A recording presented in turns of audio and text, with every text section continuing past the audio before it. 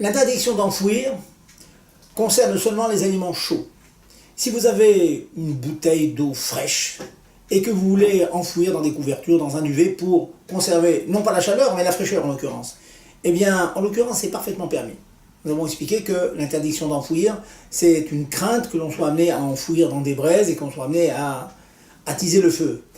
Quand on veut garder la fraîcheur, c'est exactement l'effet inverse, donc c'est permis. Donc on a le droit de prendre une canette de coca fraîche, glacée, et puis garder la fraîcheur dans une couverture. Cela est permis. Un autre cas, qui est souvent demandé, la plata cesse de fonctionner.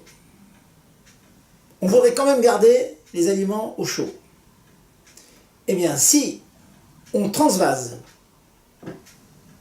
le contenu de la casserole dans un deuxième kéli, ce qu'on appelle un kéli chéni, alors dans ce cas-là, ce kéli chéni, eh bien, il sera permis pendant Shabbat de l'enfouir, de le recouvrir, de l'envelopper dans des couvertures. Pourquoi ?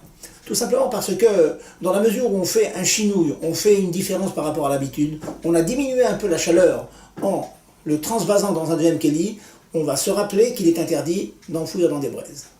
Donc, si on a l'occasion de vouloir conserver la chaleur, on transvase dans un second kéli et on entoure avec des couvertures.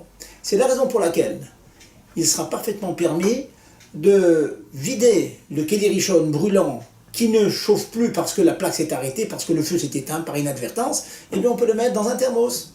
Vous avez des gros thermos à la maison, vous mettez la nourriture chaude, donc vous l'avez transversé dans un deuxième kéli, même que le thermos est souvent entouré avec une espèce de couverture ou un cuir qui conserve la chaleur, eh bien cela est permis.